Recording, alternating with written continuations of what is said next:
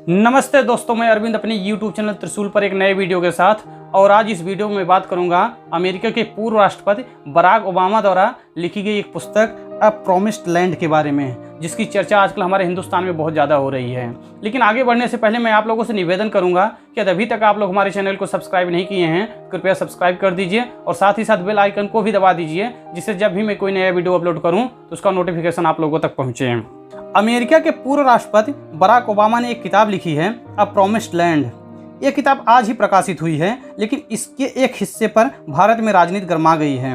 Barack Obama ने लिखा है कि उस समय पाकिस्तान की समस्या ये थी कि वो मुंबई के होटलों और अन्य जगहों पर 2008 में हुए आतंकी हमलों में लगातार भारत के साथ जांच प्रक्रिया में विफल हो रहा था। मुंबई हमलों से दोनों ही देशों में तनाव काफ़ी बढ़ गया था।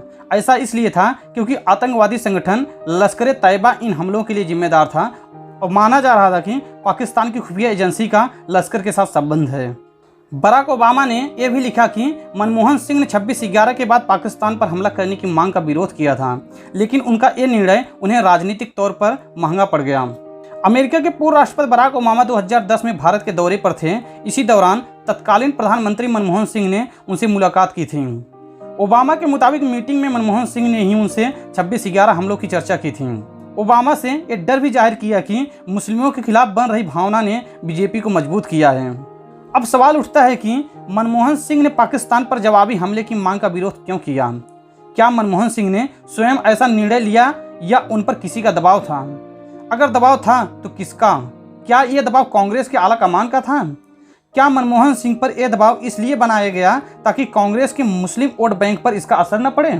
बराक ओबामा ने इसके बाद अपनी किताब में मुंबई अटैक पर तत्कालीन प्रधानमंत्री मनमोहन सिंह की भी चर्चा की। एक बात स्पष्ट है कि पाकिस्तान को लेकर यूपीए सरकार का रवैया हमेशा नरम रहा है। यूपीए सरकार में हमलों के बाद पाकिस्तान को सिर्फ सबूत देने का काम किया गया और पाकिस्तान वो सबूत भी हमेशा नकारता रहा, जबकि आज ऐसा नहीं है। आज बदला हुआ हिंदुस्तान है जो पाकिस्तान को सबूत नहीं देता है, पाकिस्तान से बदला लेता है। यूपीए सरकार के बारे में जो बातें बराक ओबामा ने अपनी किताब में लिखी है, यही दावा भारत में उस समय के विदेश सचिव शिवशंकर मेनन और भारतीय वायुसेना के पूर्व विंग कमांडर महंतो ने भी किया था। शिवशंकर मेनन 2006 से 2008 तक विदेश सचिव थे।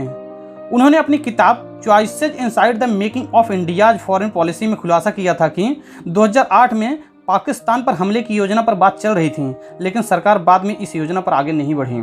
भारतीय वायुसेना के विंग कमांडर रिटायर्ड महंतो ने भी ऐसा ही खुलासा किया था। मुंबई में 26/11 हमलों के बाद भारतीय वायुसेना ने मुजफ्फराबाद में स्ट्राइक की योजना बनाई थी। विंग कमांडर महंतो उस समय सुखोई स्क्वाड्रन को लीड कर रहे थे। उनका दावा है कि स्ट्राइक के लिए यूनिट भी डिप्लॉय की गई थी, लेकिन सरकार से हमले का आदेश नहीं मिला। वैसे अपनी किताब अ प्रॉमिस्ड लैंड में बराक ओबामा ने भारत की प्रशंसा की है। लिखा है कि राजनीतिक दलों के बीच कट शत्रुता और कई घोटालों के बावजूद आधुनिक भारत की कहानी कई मायनों में सफल कही जा सकती है। ओबामा ने एक और रोचक जानकारी दी। उन्होंने लिखा है कि भारत का उनके दिल में विशेष स्थान है। वह रामायण और महाभारत की कथाओं को सुनकर बड़े हुए हैं। उनके बचपन का काफ़ी हिस्सा इंडोनेशिया में बीता है। इंडोनेशिया में ही उन्होंने रामायण और महाभारत की कथाएं सुनी थीं। रामायण और महाभारत का ओबामा की ज़िंदगी पर खासा प्रभाव है। इसके अलावा ओबामा ने किताब में यह भी बताया कि भारत के प्रति उनके आकर्षण की प्रमुख वजह महात्मा गांधी है। महात्मा गांधी ने 1915 में ब्रिटिश शासन के खिलाफ अहिंसक आंदोलन शुरू किया। ये अहिंसक आंदोलन 30 वर्ष से अधिक चला। इस आंदोलन ने न केवल एक साम्राज्य पर काबू पाने और उपमहाद्वीप और अधिकतर हिस्सों को स्वतंत्र कराने में मदद की, बल्कि पूरी दुनिया में नैतिकता की एक लहर भी चलाई। इससे अश्वेत अमेरिकियों सहित हाशिए पर पहुंच गए दूसरे समूहों को उम्मीद की रोशनी मिली।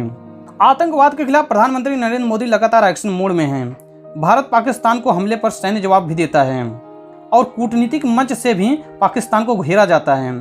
लेकिन ओबामा के खुलासे के बाद ये सवाल उठता है कि क्या ऐसा यूपीए सरकार में होता था? क्या मनमोहन सिंह की सरकार में पाकिस्तान को जवाब दिया जाता था?